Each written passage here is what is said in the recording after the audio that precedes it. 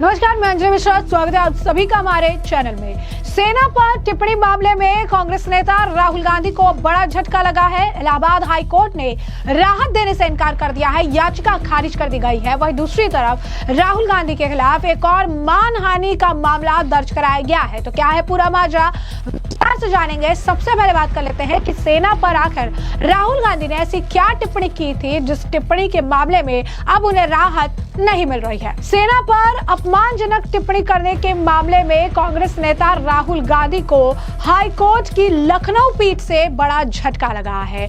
Court ने मामले में उन्हें राहत देने से ही इनकार कर उनकी याचिका को खारिज कर दिया है।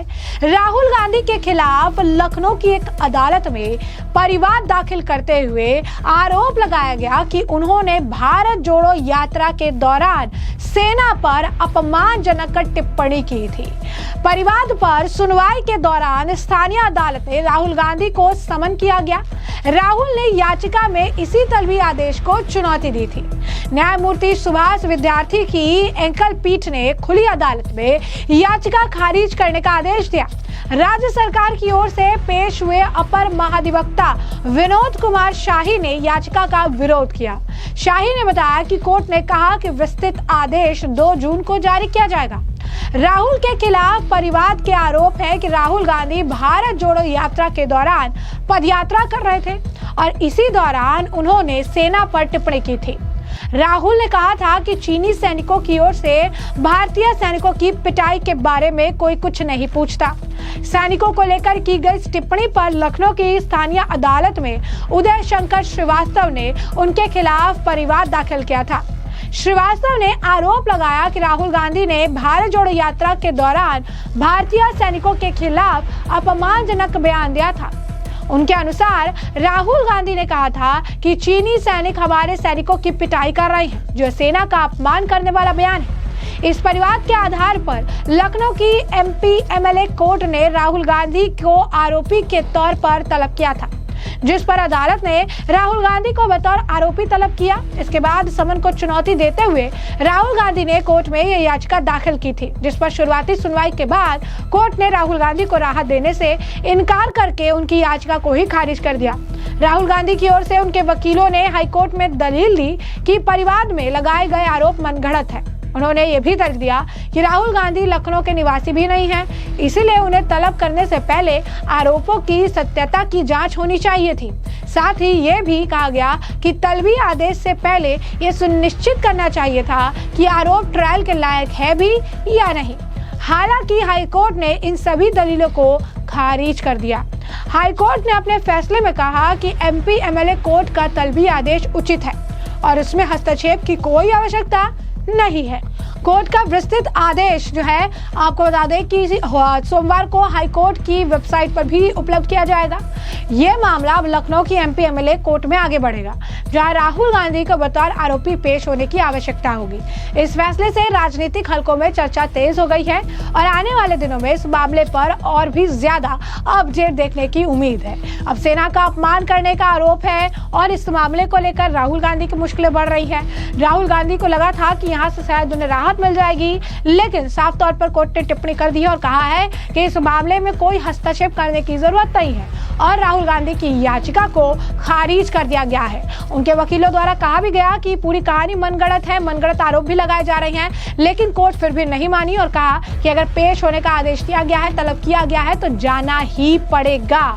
अब ऐसे में सेना की अगर हम बात करें तो हाल ही फिलहाल में आपने देखा होगा कि किस तरीके से ऑपरेशन सिंदूर को लेकर भी कांग्रेस और इनके नेता तरह तरह के बयान देते रहते हैं। कोई राफेल का मजाक उड़ाता है तो कोई जो है फिर एक बार सेना से जो है हिसाब मांगता है और इन्हीं नेताओं के बयान जो है सोशल मीडिया पर चर्चा का विषय बनते हैं और पाकिस्तान के जो आर्मी है इन्हीं नेताओं के बयान का इस्तेमाल अपनी इमेज को, अपनी छवि को जो है पूरी तरीके से बचाने के लिए इंटरनेशनल मीडिया के सामने इस्तेमाल करती है। तो ये पहली बार नहीं है जब राहुल गांधी या कांग्रेस जो है तरीके से सेना का अपमान कर रही है या उनके खिलाफ सेना के अपमान करने को लेकर कोई मामला दर्ज किया गया है। हाल ही फिलहाल की कई सारी घटना भी ये बताती है कि वो हमेशा से है सेना को क्वेश्चन करते रहे हैं, उनकी क्रेडिबिलिटी को क्वेश्चन करते रहे हैं और इसी वजह से आम जनता जो है वो कांग्रेस से तीखे सवाल भी पूछती रही है। वहीं दूसरी तरफ राहुल गांधी के दावे के खिलाफ अब मानहानि का मुकदमा दायर किया गया है। तो कांग्रेस के वरिष्ठ नेता राहुल गांधी ने दावा किया था कि हिंदुत्व विचारक विनायक सावरकर महात्मा गांधी के हत्यारे नाथूराम गोडसे के रिश्तेदार थे। राहुल के पुणे की एक अदालत में दायर शपथ पत्र में दावा किया था कि राहुल के शपथ पत्र के बाद सावरकर के जो पौत्र हैं सात्विक सावरकर, उन्होंने कांग्रेस नेता पर मानहानि का मुकदमा दायर किया है।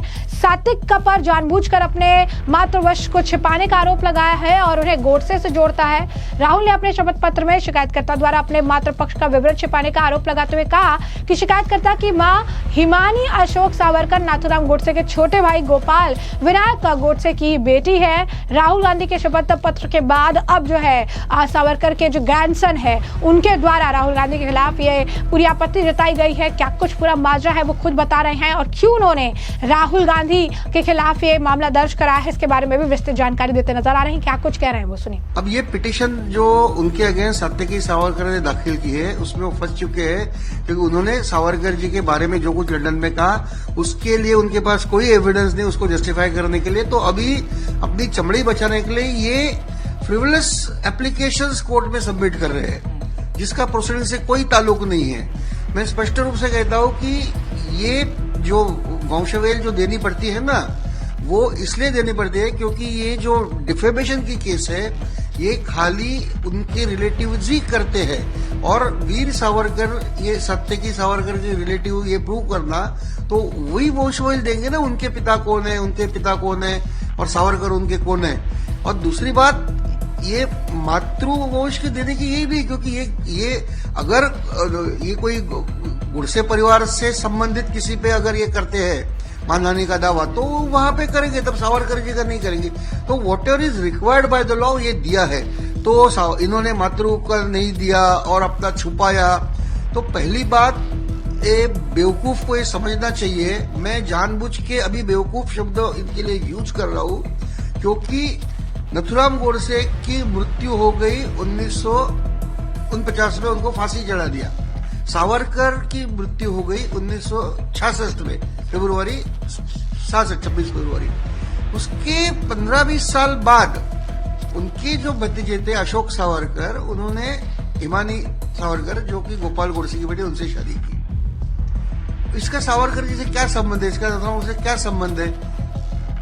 मतलब जो काम उन्होंने आगे किया सावरकर जी के मृत्यु के बाद भी मैं कहूंगा कि 20 साल के बाद तो उसका सावरकर तो इसका मतलब वो 1948 में जब गांधी को मारा तो ये थे रिश्तेदार थे।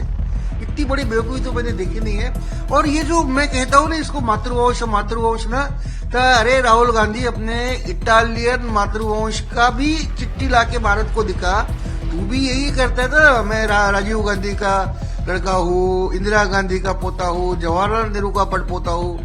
तो उधर का भी दिखाना कि तेरे पिताजी के पिताजी क्या करते थे, सॉरी तेरे माताजी के पिताजी क्या करते थे। तो जैसे कि आपने उनका बयान सुना, उन्होंने साफ तौर पर बताया कि राहुल गांधी को पहले अपने बारे में बताना चाहिए, उनकी इटली की जो जड़ है उसके बारे में बताना चाहिए, अपने पास्ट और अपने जो है इतिहास के बारे में बताना चाहिए। अगर हमारे लिए इस तरीके का बयान देंगे तो उन्हें सबके सामने इसके जवाब देने पड़ेंगे और साक्ष्य के साथ इसे बताना पड़ेगा कि कैसे उन्होंने सावरकर को गोडसे के साथ जोड़ दिया। तो ऐसे में हमने आपको जो पूरा मामला विस्तार से बताया है, अपने तमाम बयान भी सुने हैं और इस मामले पर अब आपकी भी जो राय हो कमेंट सेक्शन में कमेंट करके जरूर से जरूर साझा करिएगा। धन्यवाद।